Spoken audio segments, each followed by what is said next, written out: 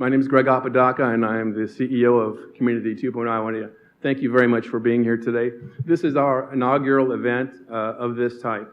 We've run in the last few years. You might know that 3 years ago, I quit my job to dedicate my life to helping solve the climate emergency challenges. So it's important to me that you're here too. I consider you, I think I already said this, that you're my tribe. You guys are the early adopters who are already serving the community and serving the environmental issue. And we need to do this more effectively together. So, that said, we're living in some of the most exciting times ever in the history of humanity. At the same time, we have unprecedented opportunities. We'll hear about those today, about exponential thinking, about companies like Airbnb and Uber and Amazon and Apple who are rocking their industries, and we're going to learn some of those lessons and how we can apply them to our lives and how we can apply them also to climate emergency challenges. At the same time, there's this thing called global warming. Who's heard of global warming out there? Raise your hand. Okay. Some of us happen to think that it's a climate emergency. I'd prefer to use those terms as much as possible if you can use those terms as well. I think so.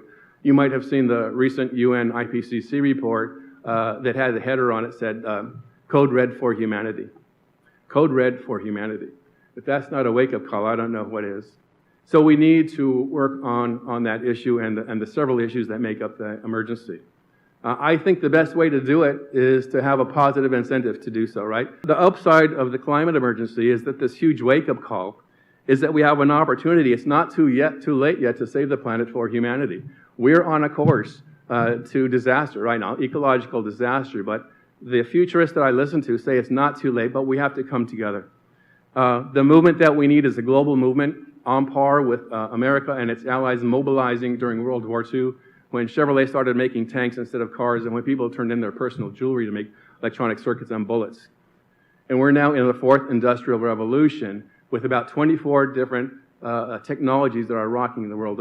You're familiar with these terms just by reading the paper, right? Artificial intelligence, virtual reality, augmented reality, 3D printing, and on and on and on. These technologies are layering on top of each other to create amazing change, and we'll hear about some of those today as well.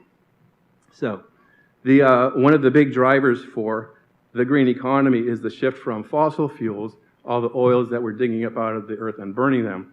And this major shift that's been going on for years now, but that's hitting a turning point as renewable energy sources like wind and solar become less expensive than oil. Major change. Also, another major change expecting to hit the ground soon is the the stimulus from the Biden administration that includes hundreds of billions of dollars for renewable energy and things like that. So huge, huge opportunity here. I Googled a couple of days ago the size of the green economy, and the most highly rated research university in England is called the University College London, said that we can expect $1.3 trillion per year of money going into the green economy, and that's just in the US. Globally, we're expecting 6 times that much, so $7.8 trillion globally every year is what we can expect. Think about that. If I haven't already said it, the biggest opportunity that we have here today is not listening to me or even listening to the panelists. I would really encourage you to walk around the room and get to know people, because our ability to collaborate more effectively together is what we need to overcome these huge challenges that the climate poses. You guys all saw that tricked out Toyota hybrid out there. Called Aclima. On the side it says the car that measures air quality. Scott Andrews is responsible for bringing that car down here with his partner Jeannie. Aclima, as Greg mentioned, we measure air quality. We've been around for over 10 years now. Most of that was doing R&D to design sensor systems that can be put in vehicles, and so we drive these vehicles around 24 hours a day, 7 days a week, to measure block by block air quality.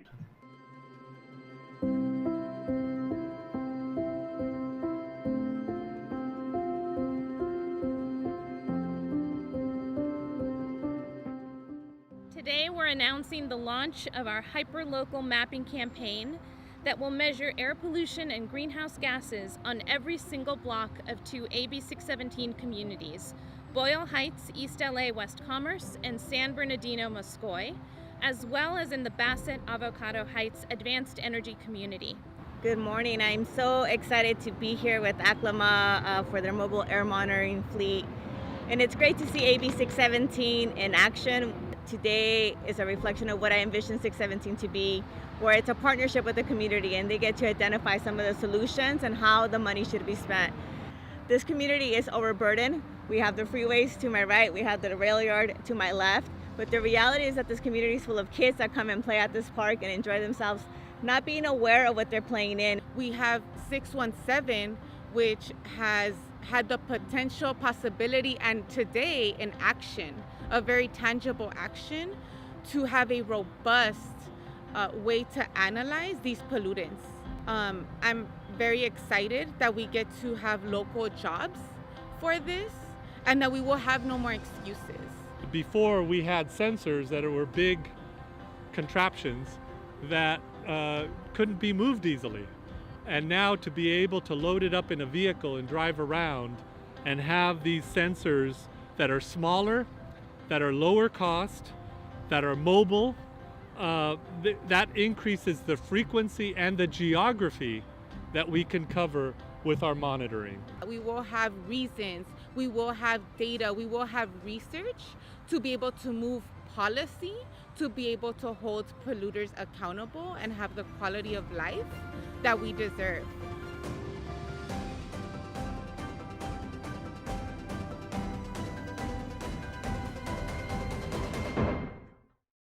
Rob is the executive director of Idea Lab Alumni Association. So you probably, if you're in Pasadena, have heard of Idea Lab, a big tech incubator. In fact, I think it's the longest run tech incubator around. It's founded in 1996, I think by Bill Gross. Is that right? Okay, good deal. Innovate Pasadena helps entrepreneurs and cutting edge organizations connect and succeed. So please help me in welcoming Rob McClinton and his panel.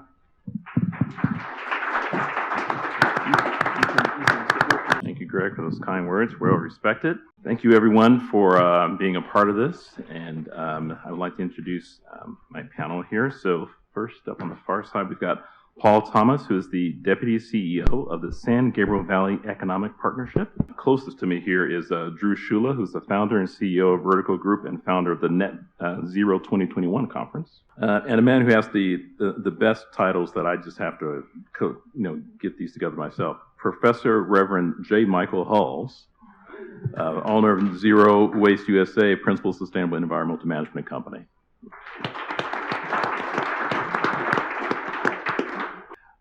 So we know that the world has awakened largely, not everyone, regrettably, but it has awakened to the situation we face in our climate emergency with extreme weather and constant media focus on the benefits of renewable sources, which is good, over fossil energy. We also see a lot of forces pushing back against that.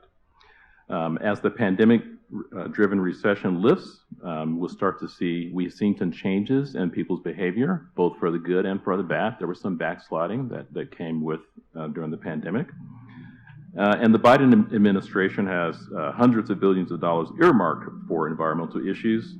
And the question is, when and how will they impact the world, the nation, and our environment here in California if they pass? It's regrettable if on that one. So we all know that many sectors of the economy were hard hit by the pandemic. Many businesses were struggling to stay afloat, and they still are. The question is, are businesses taking this time to plan for changes with the shift, or are they just trying to keep the lights on and move on to day to day? And what can we expect the changes in the economy to be? So we're going to explore some of those questions. One of my first questions here is on the green business landscape, and two of my panelists here have green businesses. So how has that changed, and how do you think it will continue to change as we move forward? Let's start with you, Drew. I think one quick comment regarding the pandemic last year was we had the total shutdown of the economy, like we just talked about. And Bill Gates had an interesting quote that he said that I think the total global carbon emissions only dropped by about 8%. Which, you'd think it would be potentially even more than that with such a large global shutdown last year, but we still had like 92% of our annual carbon emissions still happened last year. In my world, I'm in the building world, I have an architecture background, I'm doing green building consulting, and I organize a conference called the Net Zero Conference every year around the built environment and other industries about how we can reduce our carbon footprint. I've been involved in environmental matters for about 50 years. And in that time, I consider myself to be very fortunate to have viewed a lot of change. Change is inevitable. And it's just how we make those changes, how we institute those things at an individual level. And I love the idea of radical.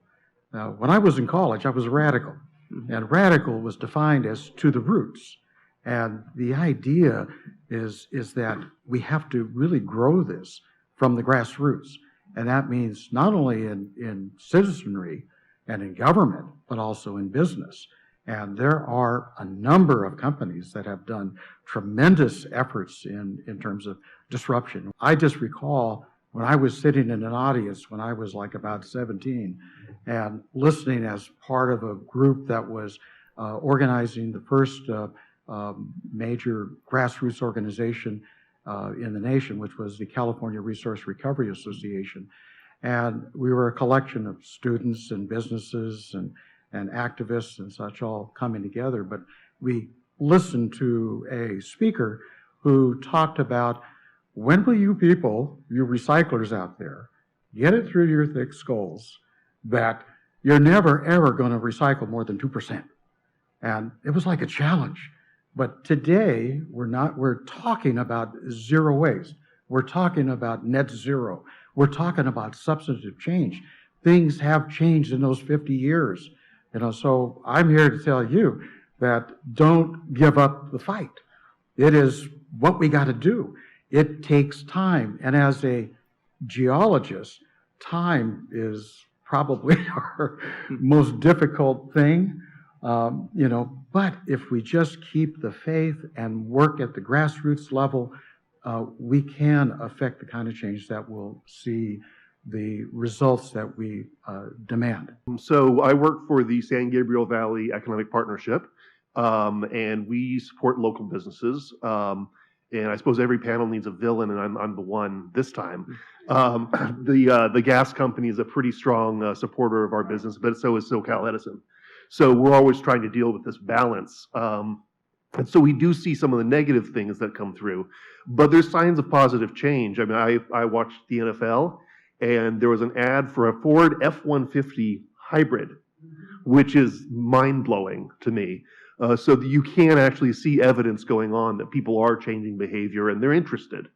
But it's kind of a mixed bag. I bought an all-electric car, and it really changes the way you think. I couldn't drive it here today from Pomona. It wouldn't have made it home. It's a simple fact. What that means, though, is that we need to be making more progress. We need to be improving the kinds of cars. An affordable electric car should be able to make it from Pomona to Pasadena and back. And we're not quite there yet, but we're moving that way. We talk about some of the things that we need to do in the economy. Everyone has motivators and things that they're trying to pursue, including the gas company and Edison. But what are some of the issues you're seeing with local businesses and their ability to go green or to adopt green technologies that you're seeing? Yeah, well, if you drop by our table, you'll see I have a dining guide that we put together. We represent everybody basically from Pomona to Pasadena. And in this community, for example, one of our biggest riches is we have an amazing array of Chinese restaurants. I've lived in China for a number of years, so when I came back to the States, I was really excited to be in a region where you could get any kind of Chinese cuisine you want. Those places absolutely rely on gas. And you really can't run a Chinese restaurant electrically. It can't be done. Other people that we're involved with include like Rose Hills Mortuary. You can't incinerate a body with electric power. It can't be done. And if you do it, it's not going to smell good. So there are businesses that are definitely directly affected by this. The larger businesses seem to be pivoting much more easily than a lot of the smaller ones are. So, which is it's great. I'm glad to see that happening. So, I wouldn't mind responding to that. Please. So, and not to paint Paul as the villain at all. I don't want to, Oh, but he I would loves like it. to talk about the gas company. But Paul, I mean, I know you're sounds like you're funded by the gas company in part. And my company, I'm a green building consultant, and we've actually taken money from SoCal Gas in the past as well. So I'd just like to tell a story about this. Because when you think about fossil fuel use, you typically think about oil and coal for the most part, but natural gas is one of the largest impacts of carbon emissions in the country and in the state.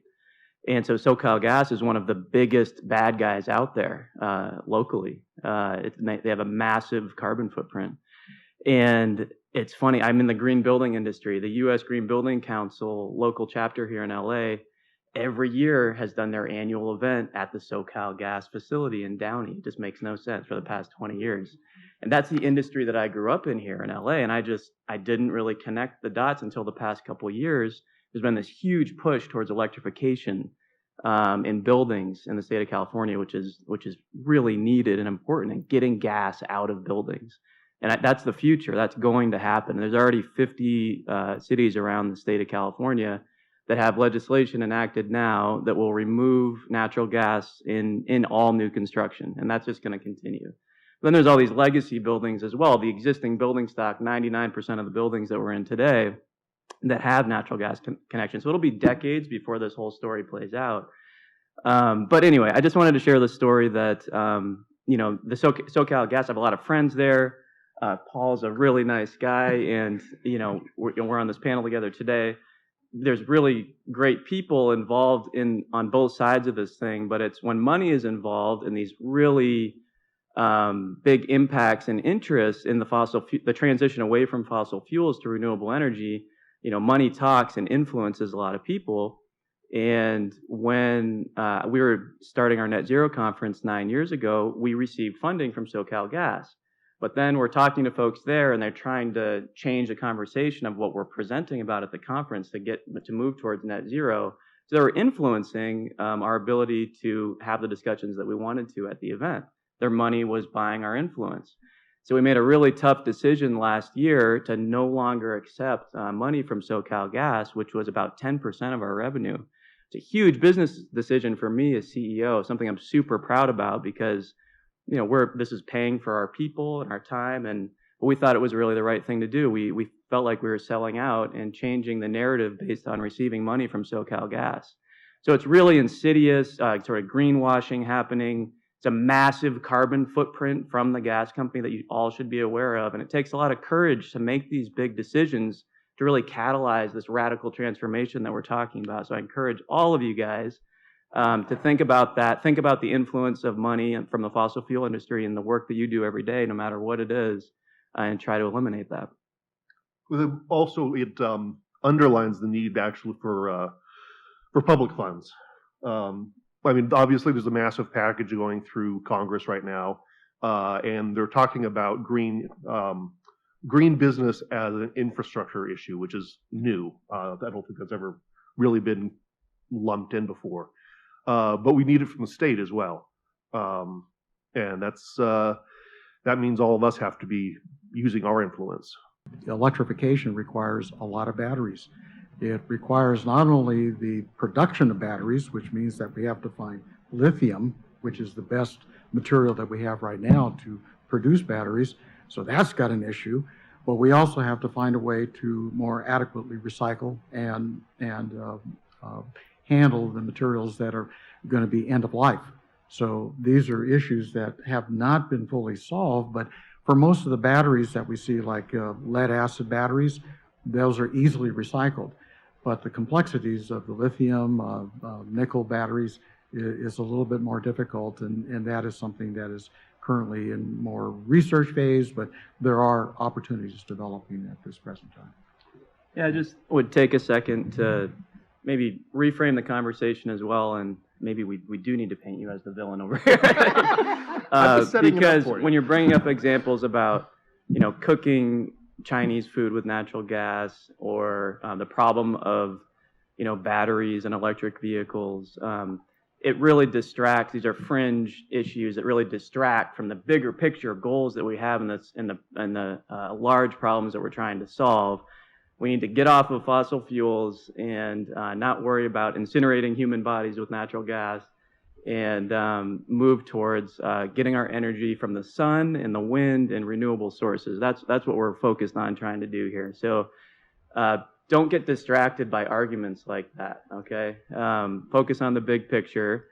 And we need to move towards electrification. It's a huge movement that's happening right now that you can become a part of today and become a part of the solution in the work that you guys are doing, or in the career that you're looking to start right now. It takes a lot of courage, and there's so much of this greenwashing in the market as well that everybody has to be so attuned to make your way through these arguments that you might hear from interests that are funded by the fossil fuel industry, and to look at the truth and to work towards the solutions that we're trying to create. So just keep that in mind as sort of the big picture here. Also in terms of looking at the big picture, though, we do need to look at all the issues that do come up, because sometimes that can determine whether something's going to be a cost-effective solution or not. I go back to where, a few decades ago, a major emphasis on ethanol production using corn as a feedstock, and producing, in my opinion, taking food and producing fuel out of it directly into fuel when people are going hungry doesn't make a lot of sense. Drew, in the building world, in construction, huge output of carbon footprint generally in construction. Massive. Concrete is, it's a wonderful product, but a horrible product at the same time, right? I think concrete, I believe, is about 8% of global carbon emissions. Mm-hmm. Right, and that doesn't even take into account what we're doing with the quantity of available sand to be able to go into concrete, because we're running out of sand. So what are you seeing as far as those industries, those businesses, because they tend to be not the greenest of businesses, right? What do you see those small businesses trying to do to make a change? Yeah, okay, great question. So just real quick, if you think about a circle, a pie chart of global carbon footprint, the building industry is 40% of that circle. So buildings, and also the products that go into buildings, the embodied carbon, the energy used to create building products. So the ceiling tiles and lighting and carpet in this room, everything has a carbon footprint from the energy that was used to create it in the factory, and then also the energy that was used to ship it to the job site around the world in our global economy. So if you include building products, the embodied carbon, and then also the operational carbon of the building as well, the energy used to run the lights that were in this room right now, 40% of global carbon emissions are from buildings. And so, carbon is a huge impact. There's tons of innovation happening right now. There's a company called Carbon Cure. Please look it up. They're sequestering carbon in concrete. Super, super cool. They just got some money from X Prize. Really cool companies. There's a lot of innovation happening. And I think within the building industry specifically, there's been this big movement towards quote unquote innovation that's happened over the past 100 years with mechanical systems that we're need to get rid of and get back to, okay, how can we just cool passively by opening a window instead of running energy to cool with your heating and cooling system. Same thing with use of steel in buildings. Steel has a huge amount of embodied energy to create the steel. There's a big movement towards using mass timber right now, using wood as a structural element rather than steel in buildings. And it's a little counterintuitive because you have to cut down a tree, right, to use a tree to build. But it's renewable. You can grow more trees. So if you're cutting trees from a sustainably managed forest, like FSC certified lumber, you can grow more trees, and we can do that in a smart way that is truly sustainable. Decarbonization is a word that a lot of people are using right now. And the big thing to focus on is just how can we reduce our carbon footprint everywhere. Focus on the biggest things first because they have such a massive impact. I think that sort of frames up what I'm focused on in my work at Verdical Group. I'd like to just mention one thing that we haven't talked about, which is the educational component of what we do and how that can relate to business as well. Education can occur, of course, in our school systems, and we do need to have curriculum that addresses the types of issues and things that we're involved in, and we need to get the student body involved in efforts to actually work on solutions while they're in school, so that when they come out of school, they're going to be actively engaged in activities that can change things. But also in the work community. Education doesn't end at the gate from the school. Education should continue through our entire lives. I find myself as an educator continuing to learn. And what I would say to all the workers out there, and all to owners as well, is that a fully engaged and informed and inspired workforce is the kind of folks that I want to have in my business, because I want folks to look at efficiency and effectiveness. And that's what, for example, companies that are in zero waste, they inspire their workforce to do the things that they can do to reduce costs, to avoid pollution, to reduce liability, and as a consequence, the value that's generated by that in savings and in new purchases and in other types of economic models, that money is then returned back to the workforce as bonuses and things. So there's a continual process of engagement and incentive to do that. So education, I think, is going to be a very important, you might say, goal that we want to achieve in this decade. If we want to get to where we want to be in terms of sustainability, we have to give people the right information, and we have to inspire them to act. There's, I think, about 4,000 B Corps out there. Verdical Group is a B Corp. B Corps are super cool. Check out the B Corp website. But they're for-profit companies, so in our capitalist system, for-profit, but that are trying to make a positive environmental and social impact, so on the environment and people. And it's a great way to run a business. John and I, we had talked about cooperatives on our call yesterday briefly, because I am involved with a couple of cooperatives as well. Most people see cooperatives, they think socialism, and it's not. No, it's a capitalist model as well, right? The whole goal is to make money. The decision making is just different. So I think that helping to reframe some of these issues and how to address some of these problems in a way that's more natural for folks for example, in the economic model that they're used to following, but with a little tweak, right, is maybe one of the ways that businesses can find opportunities, and we can find opportunities to make a big difference. It's really a question of making the opportunities realizable. If you want to go all electric, then we've got to start building houses and businesses that are ready to receive the people who want to go that way. And thank you for working on that. That's awesome. All right, so we are at time, and I love the panel that Greg put together here. These fantastic folks. Make sure you talk to all of them later. They're all doing great stuff, and the lesson we learned from anything, keep the faith. And always keep the faith. Be self-aware and watch what you're doing and learn more, and then have the conversation. We do those. You do these three guys. You do that, we'll have a better world. All right. Thank you all.